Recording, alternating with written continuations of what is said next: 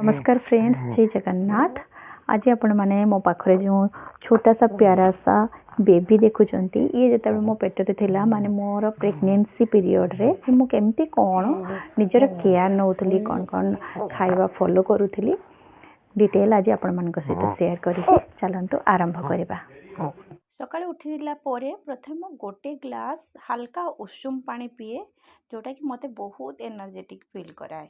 तापरे जेहेतु मो पुओ सकाळ सकाळ स्कूल जाए तो तापाई मु एबे लंच बॉक्स प्रिपेयर कर नउची।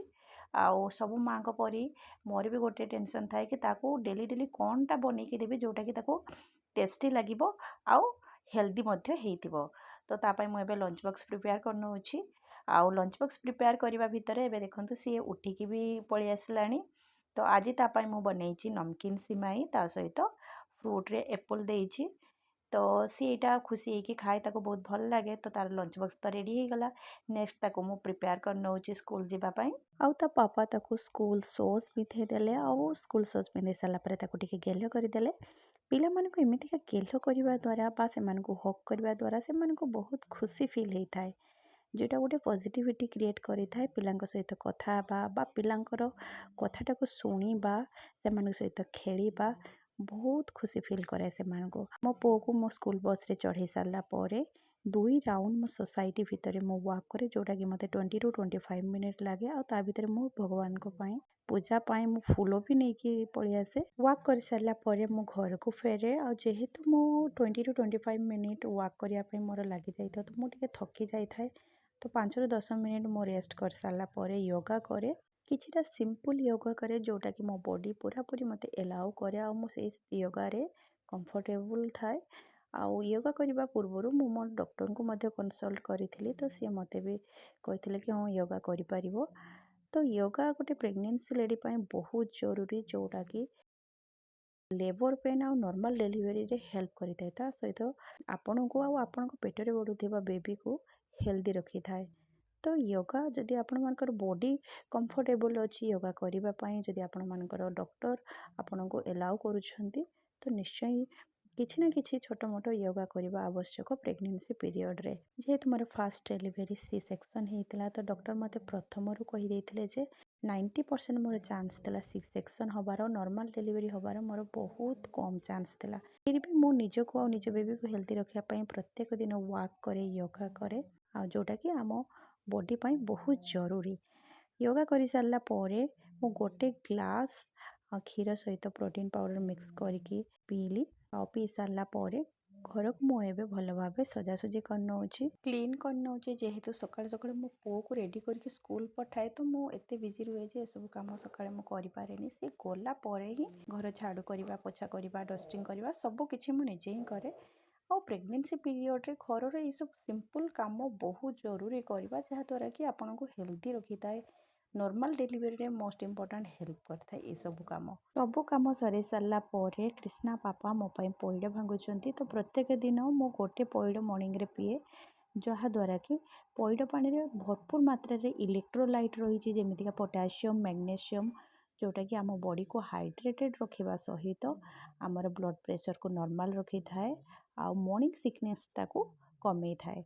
तापर मो ब्रेकफास्ट रे फ्रूट्स नउची। आ जेहेतु ए समय बहुत कम भोक लगे तो मु ट्राई करे सब बड़े हेल्दी खाइबा पई, कहीं मते बिल्कुल भी भोक लागु नथिला से समय खाइबा पई। किंतु मु जेतिकी भी खाए ट्राई करे सब जिनिस जेमती हेल्दी हेइतिबो। सेति पई मु ब्रेकफास्ट रे केवल फ्रूट्स खाए आ गोटे पइडर पानी पिए। आउ सकाळ समय गोटे ग्लास क्षीर सहित प्रोटीन पाउडर को मिक्स करके पिए। आउ ता मझिरे मु किछि भी खाइनी, तापर डायरेक्ट मु लंच खाए। ए समय मते भोक बिल्कुल भी बहुत कम लागुथिला। तो सेति मु जहाँ भी खाए ट्राई करे हेल्दी खाइबा पई। तापर देखंतु लंच प्रिपेयर कर नेछि। तापर कृष्णा पापा खाई सारी ऑफिस गला परे मु टिके फ्री हुए। मु एबे निजको टिके सजै नउछि। आउ से समय मु किछि भी सेमितिका प्रोडक्ट यूज करेनी। मु निजको बहुत सिंपल रखिथिली से समय। आ गोटे जरूरी काम जोटा कि मु सकाळे करि पारि न थाए सेटा होछि श्रीमद् भगवत गीता पढ़िबा। कहीं पूजा समय रे सकाळ समय मु एते जल्दी जल्दी सब काम करे पढ़ी पारेनी। तो मु सब काम सरिला परे पूरा रिलैक्स हेकि आराम से बसिकी श्रीमद् भगवत गीता मु पढ़े। ଯେଉଁଟାକି ମୋ ଭିତରେ ଗୋଟେ ପଜିଟିଭ୍ ଥିଙ୍କିଂ ଆଣେ, ମୋତେ ପଜିଟିଭ୍ ରଖେ ଆଉ ବହୁତ ବଢ଼ିଆ ଲାଗେ ସେଟାକୁ ପଢ଼ିବା। ନହେଲେ ଆପଣମାନେ ଯେକୌଣସି ପଜିଟିଭ୍ ଥିଙ୍କିଂ ଥିବା ବହି ପଢ଼ିପାରିବେ। ଆଉ ବହି ପଢ଼ିବା ଦ୍ୱାରା ଆପଣମାନଙ୍କ ଭିତରେ ବହୁତ ଗୋଟେ କାମ୍ ଫିଲ୍ ହୋଇଥାଏ। ତା ସହିତ ବେବି ଆଉ ମଦର ଭିତରେ ଗୋଟେ ବଣ୍ଡିଙ୍ଗ କ୍ରିଏଟ୍ ହୋଇଥାଏ। ତାପରେ ମୁଁ ଲଞ୍ଚ କରିନେଉଛି। ଆଉ ଲଞ୍ଚରେ ସବୁ କିଛି ମୁଁ ନିରାମିଷ ବନେଇଥିଲି। ଅଧିକ ମସଲା ବାଲା ତରକାରୀ ମୋତେ ସେ ସମୟରେ ଭଲ ଲାଗୁନଥିଲା, ତ ମୁଁ ପୁରାପୁରି ସିମ୍ପଲ୍ ରଖେ ତରକାରୀ, ଯେଉଁଟାକି ଛୁଙ୍କ ଦିଆ ତରକାରୀ, ରସୁଣର ଛୁଙ୍କ ଦେଇକି ବନାଏ, ଯେଉଁଟାକି ମୋତେ ସେଇ ସମୟରେ ଖାଇବା ପାଇଁ ବହୁତ ଭଲ ଲାଗୁଥିଲା। ତ ମୁଁ ସେଇଭଳିଆ ସିମ୍ପଲ୍ ହିଁ ରଖେ ସବୁବେଳେ ମୋର ଲଞ୍ଚ। ଆଉ ଗୋଟେ ଜରୁରୀ ଜିନିଷ ହେଉଛି ଖାଇବାର 30 to 45 ମିନିଟ୍ ପରେ ପାଣି ପିଇବା ଦରକାର। ଏଇଟା ସମସ୍ତଙ୍କ ପାଇଁ ୟୁଜଫୁଲ୍, କାରଣ ଯେଉଁ ଡାଇଜେଷ୍ଟିଭ୍ ଏନ୍ଜାଇମ୍ ସବୁ ଆମ ଖାଇବାଟାକୁ ବ୍ରେକ୍ କରିଥାଏ ୱିଦାଉଟ୍ ଡାଇଲ୍ୟୁଟେଡ଼୍ରେ। ନର୍ମାଲି ଆମେ ଖାଇସାରିଲା ପରେ ଯେଉଁ ଟାଇଟନେସ୍ ଫିଲ୍ କରୁ ବା ଗାଁରେ ନର୍ମାଲି କୁହାଯାଏ ଯେ ପେଟ ଫମ୍ପେଇବା ବା ଏସିଡ଼ିଟି ହେବା, ଏସବୁ ଯେଉଁ ପେଟରେ ପ୍ରୋବ୍ଲେମ୍ ସବୁ ହେଇନଥାଏ। ଆଉ ଏହି ସମୟରେ ପିଲାର ଡେଭଲପମେଣ୍ଟ ପାଇଁ ଏକ୍ସଟ୍ରା ଆଇରନ୍ ଆଉ କ୍ୟାଲସିୟମ୍ ଆମ ବଡ଼ି ରିକ୍ୱାର୍ଡ଼ କରିଥାଏ। ସେଥିପାଇଁ ଡକ୍ଟରଙ୍କ ପ୍ରେସ୍କ୍ରାଇବ୍ ଅନୁସାରେ ମେଡ଼ିସିନ୍ ଖାଇବା ବହୁତ ଜରୁରୀ। ମୁଁ ଲଞ୍ଚ କରିସାରିଲା ପରେ ଟିକେ ସମୟ ରେଷ୍ଟ ନେଲି। ଆଉ ତାପରେ ଦେଖନ୍ତୁ ଏବେ ହେଇଯାଇଛି ମୋର ପୁଅର ଆସିବାର ସମୟ, ତ ତାକୁ ମୁଁ ନେଇ ଆସିଛି। ଆଉ ସିଏ ଏବେ ତା ନୂଆ ବେଗ୍ ଦେଖିକି ବହୁତ ଖୁସି ଅଛି। ତାକୁ ମୁଁ ଏବେ ଲଞ୍ଚ ଦେଇଛି। ଡେଲିଭରି ସମୟରେ ଯେହେତୁ ମୁଁ ତାର ସବୁ କାମ କରିବା ମୋ ପାଇଁ ଟିକେ ମୁସ୍କିଲ୍ ହେବ, ସେଥିପାଇଁ ମୁଁ ତାକୁ ସବୁ ଜିନିଷ ନିଜ କାମ ନିଜେ ଯେମିତି ସେ କେମିତି କରିପାରିବ ତାକୁ ମୁଁ ଶିଖେଇ ଦେଇଛି। ଯେମିତି ଲଞ୍ଚ ନିଜେ କରିବା, ଥାଳି ଉଠେଇବା, ପୋଛା ଲଗେଇବା, ତ ସେ ଏସବୁ ନିଜେ କରେ। ଆଉ ସେସବୁ କାମକୁ ସେ ବହୁତ ଏନ୍ଜୟ ବି କରେ। ଉପରଓଳି ସମୟରେ ମୁଁ ସିମ୍ପଲ୍ ଗଜା ମୁଗ ବୁଟ ସହିତ କାକୁଡ଼ି ପିଆଜ ଟମାଟୋ ପକାଇକି ସିମ୍ପଲ୍ ଚାଟ୍ ବନେଇକି ଖାଏ, ଯେଉଁଟାକି ଆମ ବଡ଼ିର ପ୍ରୋଟିନ୍ ରିକ୍ୱାରମେଣ୍ଟଟାକୁ ଫୁଲଫିଲ୍ କରିଥାଏ। ଆଉ ରାତିରେ ମୁଁ ସିମ୍ପଲ୍ ରୁଟି ଆଉ ତରକାରୀ ଡିନର୍ କରେ। ଆଉ ଏହି ସମୟରେ ଆପଣମାନେ ଟ୍ରାଏ କରିବେ ଘରୋଇ ଜିନିଷ ଖାଇବା ପାଇଁ, ବିଲକୁଲ ବି ବାହାର ଖାଇବା ଯେମିତି ଫାଷ୍ଟ ଫୁଡ଼୍, ମଇଦା ଜାତୀୟ ଜିନିଷ ନ ଖାଇବାଟା ଭଲ। ଆଉ ଗୋଟେ ସବୁଠୁ ଜରୁରୀ ଜିନିଷ ହେଉଛି ଏହି ସମୟରେ ଷ୍ଟ୍ରେସ୍ ନ ନେବା। ତ କାହିଁକିନା ଲାଇଫ୍ରେ ସବୁବେଳେ କିଛି ନା କିଛି ତ ସମସ୍ତଙ୍କର ଟେନସନ୍ ଥାଏ, ତ ସେହି ସମୟରେ ଟ୍ରାଏ କରିବେ କୌଣସି ପ୍ରକାର ଷ୍ଟ୍ରେସ୍ ନ ନେବା ପାଇଁ, ଯାହାଦ୍ୱାରା କି ଆପଣଙ୍କର ମେଣ୍ଟାଲି ଆଉ ଫିଜିକାଲି ହେଲ୍ଦି ବେବି ହେଇପାରିବ।